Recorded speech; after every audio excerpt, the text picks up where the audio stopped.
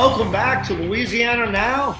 My name is Robbie Dauterive, former Brother Martin Wrestling head coach, and I am joined by Ben DiPalma, the man who wears many hats at Catholic High. Ben, another good opening week in the wrestling season. Let's start off with the Warrior Open, man, and initial thoughts from you.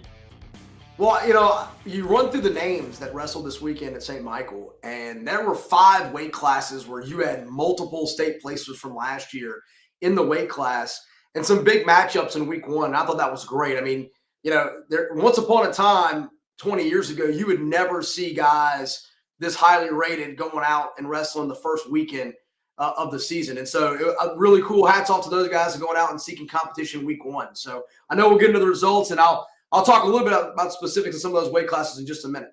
Yeah, let's run through the results, give some props to maybe some young guys who took home a tournament title or two. The way the team race broke down, they don't keep team points, but we look at number of champions. Jesuit High School, defending state champs with 3. St. Thomas More with 3 champions. Holy Cross with 2 champions. And then, man, Zachary, New Orleans Military Academy, Southside, Acadiana, East Ascension, and Dutchtown, all with 1 champion each to kick off the Warrior Open. But at 106, you had Landon Blackwell of Zachary. He got a quick pin in the finals over Hunter Coleman of Sam Houston. At 113, Eden Wen of the New Orleans Military Academy defeated Ian Keller. Looked like a pretty tight match there, 5-2, coming down to a takedown. And I think that first guy we kind of highlight here is Zane Blanchard, who was absolutely dominating last year at 106. Man, looks like he hadn't skipped a beat with a fall of William Roniger of Jesuit in 59 seconds, man. Your thoughts on Zane Blanchard and what he's going to be up against this season? Yeah, I mean, he really crushed the competition at 106 last year. And so it'll be interesting to see, he's up at 120, right? That's 2 weight classes. So we'll see how he handles those jumping weight classes. There was 2 of them, him, and I'm sure we'll get to Braylon Stewart in a little while. Big names in that tournament. They didn't have a whole lot didn't look like they had a lot of trouble this week. I mean, they both rolled through their brackets pretty quickly. Yeah, they did. And so did Michael Barnett and Max Belsom of Jesuit. What a great 1-2 punch for these guys. Both of these guys got to the state finals last year. And look, if I know Coach Aurelian, he's got these guys primed to get that elusive state title, especially with Michael Barnett, who's been there 3 times. Man, he comes out and he gets a quick fall over Noah Hyatt, 1 minute and 29 seconds of the finals. And Max Belsom takes down a very good Brandon Sellers of Fontainebleau with a nice 6-2 win in the championship finals. So good showing for the Jesuit Blue Jays in those 2 weight classes. But a guy, man, who really stepped up. Talk about the 138-pound weight class, Ben, with Foster Peterson hitting a big tech over Alex Amity. Yeah, when you saw the entries, that was one of those matches that I had circled just because both those guys have had a lot of success. And, I kind of thought Peterson would win that match. I didn't think it would be a tech. And so, he's hitting the ground running. Really looking forward to seeing him Wednesday night or tomorrow night, right, in that big dual meet. And so, when you go back a little bit, Coach, what you're talking about at 26 and 32, not only did Barnett and Belsom win those weight classes, but they beat guys that placed last year. I mean, Hyatt was a placer, and Dustin Smith from Fontainebleau was a placer at 126. And then Belsom, he said that he beat Braden Sellers, but in that weight class as well was Graffinini from Brother Martin. And so, again, pretty good competition in week 1 for them to come out on top. All right, and then speaking of studs, man, at 144, you've got a Division I state champ, Osiris Gregg. You've got a Division II state champ, Jonas Rebstock, and a Division I state runner-up, all in the same weight class. Jonas Rebstock with a big 10-1 major decision over Quinn McDermott of Brother Martin. And then Rebstock gets to the finals only to be majored by Ozias Gray of Acadiana, who, Ben, we were both super impressed with him last year. It looks like he's picking up right where he left off. Yeah, it's 2 years in a row, right? So 2 years ago, he was the 1 seed, right, going into the state tournament, ended up finishing 4th, but had an incredible season. And then, last year really dominated the competition. So really interested to see this matchup with Rebstock, because Rebstock's one of the best wrestlers in the state. And for him to really just go out there and get the major in week 1 shows that he probably didn't slow down a lot, probably trained all summer, and looking forward to seeing how he finishes his career here in Louisiana. Yeah, and that takes us to 150. I've heard a lot of talk of this Robert Morse of Holy Cross, former Jesuit wrestler, transferred over to Holy Cross. Robert gets a big 21-5 technical fall over Sejour of Live Oak. So a Holy Cross Tiger jumping in there. We'll talk with Coach Grant Hughes a little later in the show. And that takes us to 157. I love this. Enzo Lopez of St. Thomas More. Enzo with the big pin over another Holy Cross wrestler, Jude Foss of Holy Cross. Enzo gets the fall at 256. Are you familiar with Enzo Moore of St. Thomas More, Ben? I remember him from last year. I mean, I saw the name, and I remember Foss from last year. That was another big matchup. Yeah, for sure. Good matchup week 1. Foss made that jump from 144 up to 57. He'll be a factor there in Division 1. And then that takes us to Braylon Stewart, who probably didn't even work up a sweat, with a quick fall over Jackson Deason of Central. My first thought, Ben, is this. I know how the Baton Rouge schools love to wrestle each other, over and over during the season. Some poor kid's going to walk out with 6 or 7 losses to Braylon Stewart this year, right? As long as he doesn't walk out with an injury. For sure. Hey, always been tough for Holy Cross is Riley Reeves. And Riley Reeves ekes out a 4-2 victory over Zach Celesta of St. Thomas More. So Riley Reeves is back at 175 this year. And boom, once again, 190. We got Jules Desatel of St. Thomas More, and he gets a big major decision over Dylan Talbot of Southside. Ben, now we get to the weight classes 190, 215, and 285, where guys really need to stockpile their wins, because a lot of the guys that are playing football probably won't debut for another 3 to 5 weeks. Thoughts on these upper weight classes at the Warrior Open? Yeah, I mean, the upper weights in November, it's always interesting because, again, like you said, a lot of upper weights play football. Playoffs are just starting here in Louisiana next week. And so what you end up having is a lot of guys, non-football guys that are trying to get matches, trying to get experience, maybe some younger guys, freshmen who've come out from freshman football because their season's over with. And so it's always kind of a question mark at 220 and heavy, or 215 and heavy as you start the year. Although I do have a note for the end of the show, just a little hint, a little thing I've got in the back of my head about heavies everybody needs to be looking out for this year.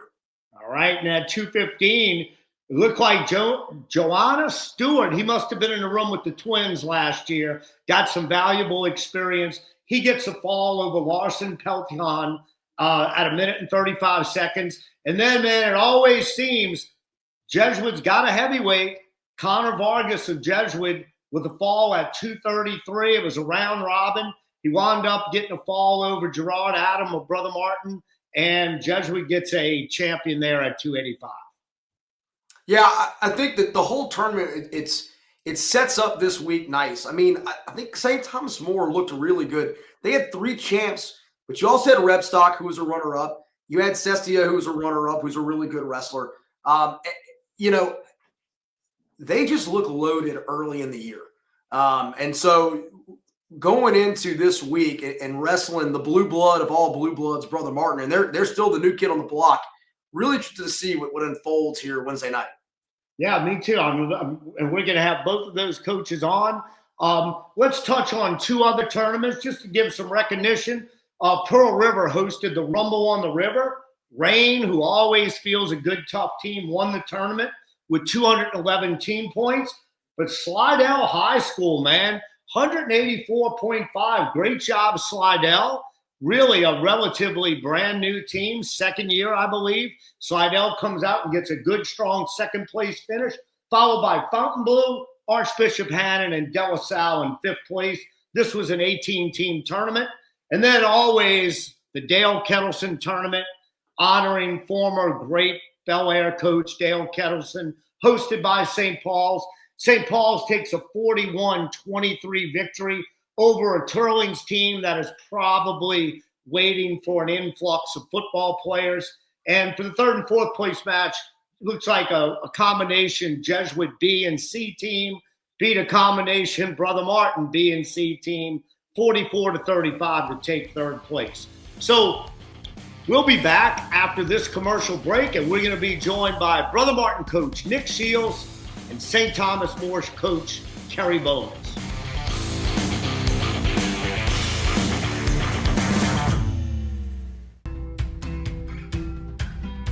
If you think about measurement, it's all around us. Michelle really is about showing the world what measurement can do. We're involved with ensuring any type of measurement device is always accurate.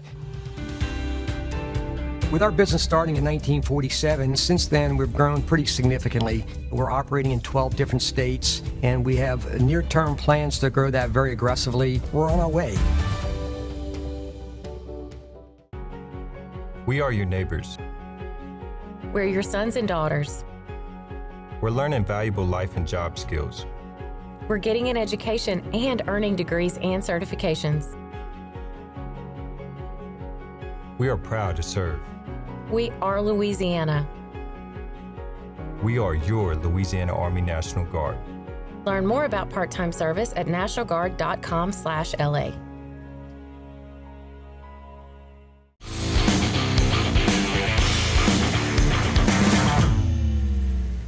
And welcome back to Louisiana Wrestling Now. I am joined by the two coaches whose teams are going to be wrestling tomorrow night at St. Thomas More. And coincidentally, both of these guys are probably in your top 10, top 20 greatest wrestlers to ever wrestle in Louisiana. First, he was a 3-time state champ at old Como High School and just a wrestling legend. Kerry Bowmans. Kerry, welcome to the show. Thank you, guys. Good to be here. And another legend, a Brother Martin legend, Nick Shields. Look, he's shaking his head no, but who's a bigger legend, Nick Shields, you or Paul Klein? Oh, definitely me. I'll take that from him. Absolutely. Yeah, I'll call him now. I'll let him know now. So, guys, we're super excited to have you guys on, man. You know, Ben and I talk about this all the time. As soon as we heard Kerry Bowman's going to St. Thomas More, we're like, those guys are going to be good really soon. And Nick Shields returning to his alma mater last year. Two of the best technicians schools could ask for, and now they're sharing that wealth with their teams. Kerry, man, you guys are going to kick off this dual meet tomorrow night with a little special atmosphere. Tell the fans what you guys are doing. Yeah, man, you bet. You know, I think we're just trying to bring more recognition to the sport, have some more fun with it, put a lot more people into the seats. So tomorrow night we're going to have like a little tailgate. Every other sport does it, especially football. So we might as well do it. We're still in football season. So we got a little tailgate going. Knights of Columbus are going to cook burgers and dogs for free for the students. And we're going to have a little band out there playing. And, you know, we'll probably send the guys out there. I'm going to ask Coach Nick if he wants to come out and just maybe showcase his guys, just come out and meet and greet the community and try to get the community involved and up and close with us. So hopefully it'll be a little fun event. I think it will be. It's been promoting it pretty hard. So hopefully all the students come out. Hopefully we get some of the parents coming out, just hanging out a little bit and come watch two good teams wrestle tomorrow. Yeah, look, two really good teams going to square off tomorrow. Two teams that are going to push to win state championships in their respective divisions. I love the idea, Kerry, and from what I hear, you guys got this idea from what Flow Wrestling went around last year and covered the greatest high school dual meets in the country, which, Nick, man, if you're a coach, you see the dual meet in California where the boys have on the cowboy hats and the robes. Then you go all the way to the East Coast in New York. Man, the student body was just totally into it. What's it like for a wrestler to walk out, and you were in some pretty big dual meets in high school, to walk out in an atmosphere like that? Not just me, but I can go back to last year against Jesuit. I mean, that crowd was awesome. And I think that really builds the sport, gets more kids in the room, more interest down here. I think it's just a necessity as part of building that culture around wrestling. And it's a lot of fun. When the kids get into it, it's a lot of fun. Changes matches. the vibe that we used to have at the Pontchartrain Center, like those types of things, when it's packed to the brim with people, just it's electric, and I think that's a great thing to have, and it's definitely makes the sport so much more fun. Yeah, so let's talk about your team. This past weekend, you sent some guys to the Warrior Open. I think because of bus reasons, you had to take the second team to St. Paul's. So talk about your second team. You guys got a couple of duels in. How do they compete? What do they need to do to get better? I think they were right where I was expecting them to be. They showed a lot of improvements, and of course, we got a lot of ways to go. So it's always great to have that first tournament. This is what we've been working towards. It's kind of an aha moment as far as like what they've been trying to do, and then seeing it in a live match against a different opponent than a training partner. So it was a lot of good stuff. I really enjoyed the tenacity that we had. We were going after it. A lot of emotions out there. We just pushed the pace, had some fun, and we were trying a lot of new stuff. So it was fun to watch. That's good. I'm gonna give it over to Ben for a minute because Ben's always has better questions than me. Ben, a few questions for the guys. Go ahead. Yeah, Kerry especially, probably the biggest dual meet. Yes, obviously the biggest dual meet in St. Thomas More history. You're going to have all the stuff beforehand. What's the messaging to the guys tonight going into tomorrow about keeping calm, staying focused, not getting distracted? Yeah, exactly that. We're just, we're going out there to compete and to wrestle, man. We treat it like a practice, although we know who we're about to face these are not practice partners. These are champions. So, but we're going to go out there and keep our calm and just try to wrestle the best that we can. We've been training to wrestle, and hopefully that's what we show up with tomorrow, which I think we will. The distractions are kind of it's good because it teaches them how to even operate within the distractions. So we try to make distractions part of our training, and this is going to be probably a real good distraction for us. So we'll see how that blows for us. Yeah, and then Nick, for you guys, first road trip. That's not a short drive over to St. Thomas More from you guys. That's going to be 2.5 hours. What's the messaging to the guys, especially some of your guys that have not been in the varsity lineup before, about pacing the day, and you're going to be on the bus for a long time, and how to handle those emotions? I think we have a good family keeping them all together of guys that had that experience, and then the new guys that are stepping up in the lineup, and waiting on some football guys as well. So it's not, it's a little bit all over the place, but, keeping them focused on what they need to do and what we've been working towards all the summer. I think, it's just business as usual. Step up, do what you can do, and fight hard, compete. Yeah, and for me, it's hard to put a huge emphasis on a tournament, on a dual meet this early in the season. I think for you guys, what are you looking for you guys to show character-wise or just the intangibles? Kerry, what are you looking to see with your guys? Well, we're just looking to see, to compete. We want to, we've been training for 30-plus days here before we get to compete. So, that's really it. It's what a test for our guys to go up against one of the best D1 programs out there and get the lineup going. I know we're both going to be missing some football guys, but I know it's going to be a battle, and it's going to be a fun test for our guys just to see and gauge where we're going to be, not only technically, but really from a competitive mindset. How do we compete against the best? That's really what we're trying to do here. So, and for you, look, this really stood out to Ben. Foster Peterson at 138 with this technical fall over Alex Amity at East Ascension. Looks like he made a huge jump. What did he do particularly well this weekend?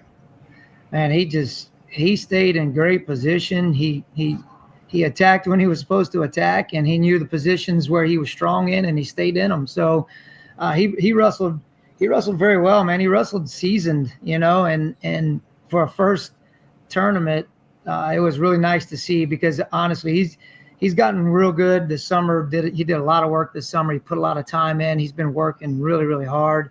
And, man, it showed this weekend for sure. He wrestled some good guys and handled them pretty well. And, we just got to keep building on that and, keep pushing the pace, keep getting that 1% out of him every time he wrestles. Ben, anything else for the coaches? Just looking forward to tomorrow night. Yeah, looking forward to tomorrow night. And look, everyone out there, tune in to Varsity Sports Now. We'll be on with our pregame show at 5:45. My special guest at 5:45 is going to be a guy you guys might be familiar with, Alex Rosas of Turlings Catholic. Kerry, are you guys going to let him in the gym? Of course, man. We love Alex. All right, we're going to have Alex on because, man, we got to talk about what this kid's done in the last year. And then we're going to have a great dual meet at 6 o'clock. It's going to be free, and we're going to also have information at our dual meet on how to sign up for our another 11 or 12 events this coming season. So we're going to take a commercial break, and we're going to be back with Holy Cross coach Grant Hughes.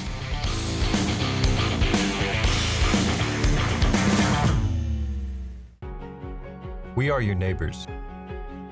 We're your sons and daughters. We're learning valuable life and job skills. We're getting an education and earning degrees and certifications. We are proud to serve. We are Louisiana. We are your Louisiana Army National Guard. Learn more about part-time service at nationalguard.com/LA.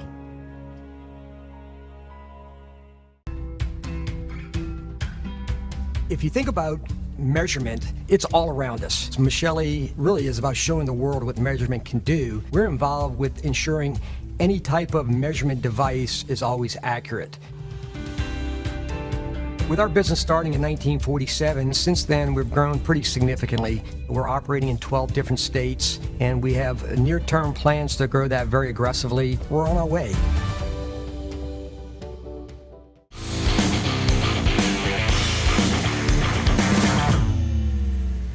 Welcome back to Louisiana Wrestling Now. I am joined by new first-year head coach, Grant Hughes. Grant, welcome to the show. Hey, thanks, guys. I'm happy to talk some wrestling. Coach, you're a legend. Thanks, Grant. Hey, man, as a competitor, dude, you were a two-time Classic finalist. You were a state finalist. You were a captain at St. Paul's. I remember you as a kid who was just always involved, paying attention, and super kind of intense. And that led you into coaching. Man, for you, Grant, what's it mean to you? You left your alma mater, but to get a head coaching job. Oh, this is the opportunity of a lifetime for me. Of course, just the Holy Cross program, everything that it represents, just from a historical standpoint in this state. Really, in so many ways, Holy Cross is the heartbeat of Louisiana wrestling. And so in short, to have this opportunity, especially just with my experience as a competitor, my experience as a coach, couldn't be more thrilled to be here. And I've just been so welcomed. I can speak to many aspects of that. But this is an incredible opportunity for me, and we're very fired up for this season. It's awesome, man. Look, the two guys before you, Nick Shields and Kerry Bowmans, I heard words like culture and competing and character. What do you have to do? Because whenever you come in as a new coach, you've got to change some culture. What did you do? What are you bringing there that's new to the Holy Cross wrestling team? Well, all those words you mentioned are definitely a part of it. We have a very talented group. We have a very hardworking group. It's defining those non-negotiables for me, and for what we're going to be aiming to do here, and our mission here at Holy Cross is to put God first in everything that we do, and to get the absolute best of ourselves, not just in wrestling, but in everything that we do. And we know that that total preparation mindset that we have is going to get us ready to bring our best when our best is needed. As you guys know, doubt is removed by action.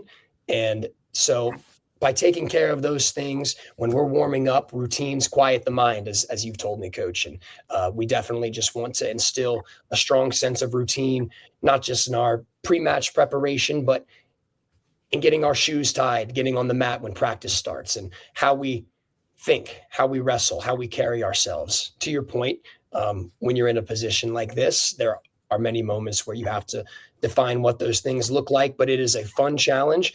And I couldn't be more grateful for the trust that this group has confided in me and in our coaches.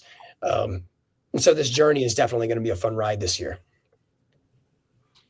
Grant, what are the learning curve coming? I mean, you've been an assistant for a long time and under some really, really good head coaches and some really good programs, but what's been the learning curve of taking the head job now? Well,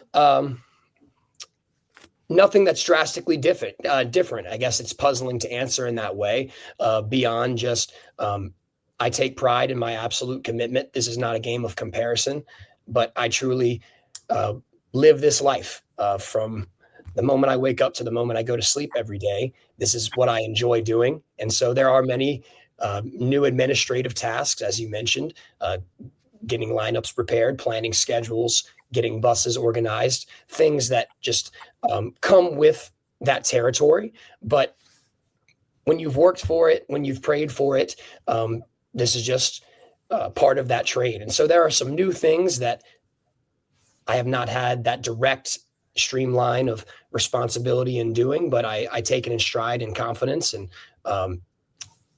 so nothing drastically different as far as the demand and the lifestyle in which I've been living, but just some newer tasks that I haven't had the opportunity to step into. Has it been a little bit of an exhale now that the season started? I mean, I imagine the buildup being a first-year head coach in September and October was just tremendous. You were so ready to get on the mat. I'm sure you guys worked all summer. So tell me a little bit about what it was like last week for the whistle to finally blow and you could actually get started. There's some truth to that, of course. I mean, we were very eager. Personally, I was excited just for us to be rewarded with the opportunity to compete. I think just in our preseason training process, we're getting a little chippy. We're kind of tired of beating up on each other. We're ready to get our hands on some other guys and experience what that's like. But when you know that you've done all that you can to prepare, it's more eagerness than nervousness. And I know our team was ready. We're going to continue just to get better week to week to week. This is not a team that's going to peak in November, but we will wrestle at our best in February. And so there's some truth to that, just as far as me being in this position for the first time, but not an overly sense of just wanting to rip that Band-Aid off, more just an excitement to kick in the new season. Yeah, I like to hear that from you. This team's going to wrestle its best in February. You said that with a lot of confidence, and you've got some really strong kids. You've got a state champion, Anthony Oubre. You got Mason Paré, who had an outstanding, 8th grade year last year? He's only a freshman. You've got Jude Foss back, who missed out on the stand by one match. Riley Reeves, who just took the title at the Warrior Open, if I'm correct. And Michael Klein and Brock Bro, and then a guy who just committed. Talk about Matthew Crail and his college commitment. I call him the zombie, just because he just keeps coming no matter what you do to him. He's a person of high character, relentless worker. He's just a very thoughtful guy in everything that he does, a captain on our team. I could truly go up and down the lineup as far as guys that we're excited about and we know that are going to be consistent performers for us, guys that you mentioned, guys that the state knows and have performed at a high level. But we're just as excited about the guys that are going to emerge from the shadows, guys that maybe you two aren't familiar with, that are going to be contributors to our team and are going to just be mainstays by the end of the season. And really, we expect many of those guys on the podium as well. Yeah, you guys have heard me preach on this show many times, power in numbers. And I think that's the thing. Like right now, Jesuit with 165 guys on the team. Man, that's intimidating. Even if 100 guys are bad, that's 65 decent wrestlers. So where are you at now, Coach, with numbers? And where do you feel you need to get to? We certainly aren't at that point, but we sit at roughly 50 guys on our roster between our freshman and our senior classes. What I am equally excited about, in addition to our team, which I know is going to be very competitive this year, are the several kids in my 5th grade English class that are going to be coming up, are the kids that on my break period in my English class, the PE coaches allow us to go and work with them on duck unders and snap and go behinds, just building the culture of excitement in what we have as a strength at Holy Cross in our middle and primary programs, to really just build the culture of wrestling, to take care of our natural resource so that in those years, the numbers continue to grow. And certainly we want to continue to get as many quality kids in the program as possible, but it's just inspiring that love for the sport at a young age, getting them just galvanized with each other. You asked earlier about defining standards, new things that any new coach will have to put a focus to, but it's just a love for each other, a sincerity for each other, to not bow out on the consolation side, maybe if things don't go your way, if you lose in the semis, but to know that your goals matter just as much to your brother and that you have to step up on his behalf as well. That's going to be very exciting. And so we're very enthusiastic about what we can achieve this year as a team, but we know down the line, we have some very talented, very committed middle school wrestlers that are going to assume some leadership here pretty soon. It's awesome. And I think Ben had a question for you. Yeah, Coach. I mean, you brought it up. Just you said you got some guys that maybe Robbie and I don't know about yet. Give me a couple names that we're going to hear about when we get into January and February that the rest of the state doesn't know about. I'll give you just one because I don't want to just discredit those who have been working and forget about those names either. But truly, we have a number of guys that are very exciting for us and are going to be contributors not only to our varsity lineup, but to our culture.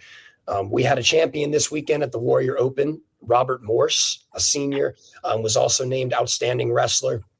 He's a kid right now. I'm speaking to you. He's probably working with some of our other coaches still in the room right now. He is a tireless worker. I've been around the sport for many years, truly one of the hardest workers I've seen on the wrestling mat. And he just takes that work ethic and was rewarded with that in his results this weekend. But his mindset is going to allow him to have continued success. But he's not someone who is a returning placer, a returning household name, but will be a name that you are speaking about on Saturday night.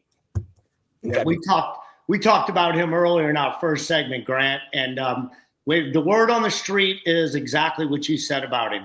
Really hard worker, a guy who's going to not surprise, but going to do a lot of good things this year. So, Grant, I just got to close out with this, man. As a really ADHD guy, those sticky notes over your shoulder, they're killing me, dude.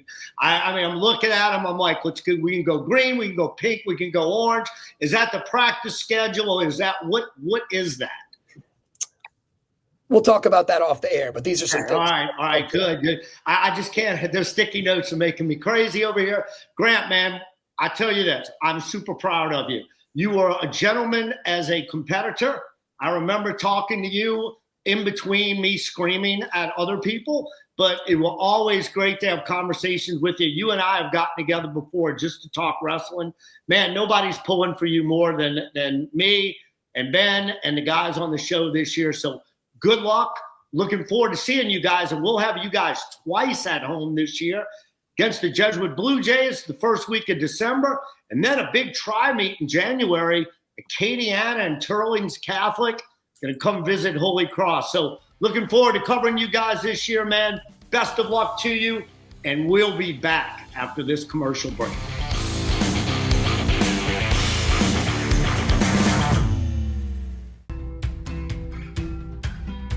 If you think about measurement, it's all around us. Michelle really is about showing the world what measurement can do. We're involved with ensuring any type of measurement device is always accurate. With our business starting in 1947, since then we've grown pretty significantly. We're operating in 12 different states, and we have near-term plans to grow that very aggressively. We're on our way. We are your neighbors.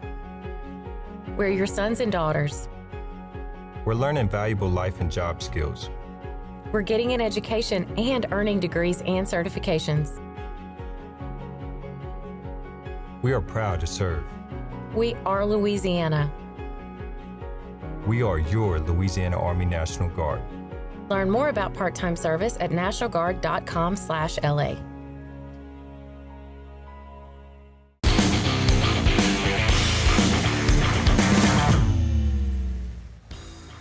And welcome back to Louisiana Wrestling Now. Last week, we asked if anyone in the wrestling community would like to be a pin sponsor for the coming season. And I got a call from one of our supporters from the past. He's been a weight class sponsor. But Dr. Kevin Riche is coming on this year as our pin sponsor. The last 3 years, it's been Dr. Michael Hanneman, and we want to thank him again for everything he did for Louisiana Wrestling now. But with Dr. Kevin Riche, it was important to him because of the fact that he's our only college wrestler in Louisiana who is an orthopedic surgeon. Dr. Riche, welcome to the show. Thanks, Robbie. I appreciate you having me. I appreciate you allowing me to help sponsor and get this show out there. For sure, Kevin. And look, man, for you, you were a wrestler who really suffered a season-ending injury his senior year. I mean, you wrestled at the state tournament and took third with a bum knee. Did that kind of inspire you when you got to med school? Hey, you know what? I'm going to go fix wrestlers now. Yeah, I mean, I really wanted to be an orthopedic surgeon even before that, but certainly that helped fuel my fire to help me want to, see if there was a way, could I have done something differently, had different treatment, and maybe been more successful in that senior campaign that blew out my knee right before. So yeah, it really helped fuel my fire. And for you, graduating from Catholic High back in 1992, when not a lot of Louisiana wrestlers made that next step. And, I was lucky enough to know you back then. You were coached by Kenny Spellman, and you went on to Adams State, and we're all like, wow, we've got a Louisiana kid going to wrestle in college. For you at Adams State, you were going to be a starter your sophomore year. A back injury kind of ended the career. And then off to medical school. And man, look, I love reading your resume. The Albert Einstein School of Medicine, a fellowship in orthopedic surgery at Harvard. As my friend Lindsey Williams said, Harvard was our second choice. We decided to go to LSU, but Harvard was our second one there. Ben, you've gotten to know Dr. Riche through the years as Catholic High's team doctor. What does he bring to the athletes at Catholic High and to athletes in general? So I was super lucky because when I was wrestling for Tommy, Kevin and Tommy are best friends. So Kevin was actually around the program a lot when I was in high school. In fact, my dad still to this day says he loved watching wrestling sitting next to Kevin because he was the only person in the gym that was more intense than my dad. Kevin would come in with his shoes on, and this guy is, at the time was doing residency, and he's in the wrestling room on Saturday mornings beating the hell out of us. But he's been unbelievable to Catholic High School. He's there every Friday night on the sidelines. What we've built in terms of our sports medicine program, I would put it up against any high school in the country. And Kevin is one of the centerpieces to that. The fact that a kid gets hurt and we can make a phone call to him or to any of the guys at Brock or Our Lady of the Lake, and we get them in the next day. They're getting seen, they're getting MRI'd. We're getting a treatment plan in PT within a couple of days and getting them back onto the mat, back onto the field, back onto the court, whatever it may be. So, Kevin's a guy that he loves the school. He loves wrestling. He gives a lot of time and gives a lot of his resources to help our programs. And so the fact that he gives more now to Louisiana wrestling now is just great. And so can't speak highly enough about him. And he fixed my knee. So I'm a firsthand testimony of my left knee blew out. God, Kevin, was it 7 years ago? Tore my ACL wrestling. Roughly. And I was an old man. Yeah. And he fixed me up. And my left knee is now stronger than my right knee. And my right knee still got all of its natural parts in it. I think it's great because I remember when Paul Klein blew his knee out. And, of course, James Andrews did the surgery out of state. But I thought at that time it was important for him to go to a physical therapist for rehab who understood what wrestling needs, what rehab needs. And I sent him another sponsor of ours, Jeff Smith, who was a state champion at Brother Martin, and Jeff just got it. I said, look, Jeff, don't baby him. Treat him like a wrestler. And Jeff's like, I will do that. Kevin, for you, man, do you really identify closely with these athletes because of the fact that you were a high-level participant?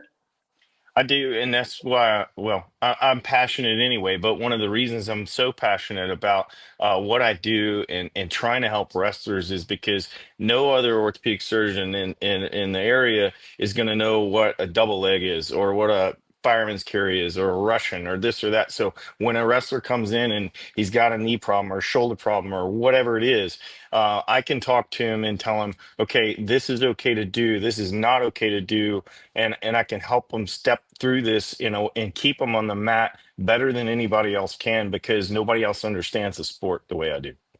Yeah, look, your understanding of the sport comes from actually doing it and competing. And for you, a lot of wrestlers attempt this. Usually we run into a state tournament. There's always that one guy. And what does your mindset have to be when you go out with a bum knee at the state tournament, or a bum knee at the Louisiana Classic, or just a serious injury? But how do you fight through that? I mean, you really have to, pre-tournament, you need to do all the therapy and all the stuff you can do, strengthening, whatever. But once you hit the tournament, you have to act like you don't have that injury. You have to put it out of your mind, and you just have to march forward and give it everything you have despite the injury. And Buck, I know you and Coach Tommy are extremely close. You got a prediction for the Catholic High Bears in the next year or two? Well, I'm a little bit of a homer, but I think the outlook is looking pretty good, and I'm pretty excited about it. But, as much as I am a homer, let me tell you, I take care of so many wrestlers at different schools. I have so many coaches that know what I do and how bad I want to help wrestlers, that I have wrestlers come from everywhere. So as much as I love Catholic High, and I do, I just want everybody to know that, no matter what school you go to, no matter what banner you carry, to you, if you're hurt, or to your parents, if you have a hurt kid, consider letting me help get you back on the mat. Yeah, look, we're looking forward to you being our pin sponsor this year. One thing we find in Louisiana, there's no shortage of pins. So we will get a lot of name recognition out there. And you wrestlers out there, let's stay off your back. Stay off your back, get your 6 minutes in. But if you don't, you're going to hear that pin brought to you by Dr. Kevin Riche, orthopedic surgeon. Ben, anything to close us out with? Looking forward to it, Coach. Looking forward to tomorrow night for St. Thomas More and Brother Martin, and looking for a great year. And hopefully I see Riche cheering, and I don't have to send him a lot of kids. Amen. All right, well, look, thanks to everyone. Join us live tomorrow night, 5:45 p.m., Alex Rosas will be my special guest on our pre-match show. And then at 6 p.m., two favorites in their divisions. Brother Martin travels to St. Thomas More. We'll see everyone tomorrow night.